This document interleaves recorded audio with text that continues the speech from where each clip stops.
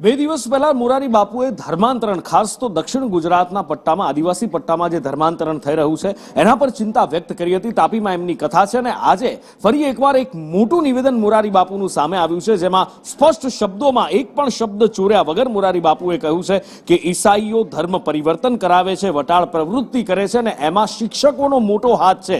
સરકારી શિક્ષકો 75% સરકારી શિક્ષકો આ પટ્ટામાં ખ્રિસ્તી છે અને ખ્રિસ્તી સરકારી શિક્ષકો પગાર સરકારનો લે છે પણ કામ ધર્માંતરણનું કરે છે. એટલું જ નહીં, મોરારી બાપુના આ નિવેદનને પુષ્ટિ કરી છે, સમર્થન આપ્યું છે અખિલ ભારતીય મહાશૈક્ષણિક સંઘે અને એમના ઉપપ્રમુખનું કહેવું છે કે મોરારી બાપુની આ વાત સાચી છે. એમણે પણ સરકારને વિનંતી કરી છે કે આ વટાળ વૃત્તિ અટકાવવામાં આવે. વિદ્યાર્થીઓને ભગવદ્ ગીતા પહોંચાડવામાં આવે છે. ગીતા જયંતિ આટલો ગીતાનો પાઠ છે, પણ તકલીફ શું થાય છે કે 70% શિક્ષકોમાં 75% શિક્ષકો ઈસાઈ છે. એટલે આ કંઈ થવા દેતા નથી, આ કશું થવા દેતા નથી. પગાર સરકારનો ખાય છે અને ધર્માંતર કરાવે છે. ત્યારે થોડાક મારે તમારે બધાએ જાગૃત થવાની જરૂર છે.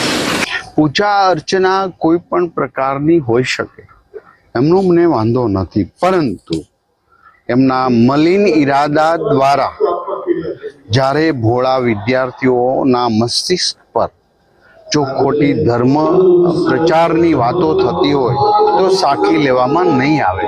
એ પાક્કું છે. દરેકને રહેવાનો, દરેકને પૂજા અર્ચનાનો અમે વિરોધ નથી કરતા, અમે આદર પણ કરીએ છીએ. મોરારી બાપુએ જ્યારે વ્યાસપીઠ ઉપરથી એવું કહ્યું છે કે કેટલાક શિક્ષકો આ ધર્માંતરણ પ્રવૃત્તિની અંદર સંકળાયેલા છે, ત્યારે ખરેખર ખૂબ દુઃખદ છે.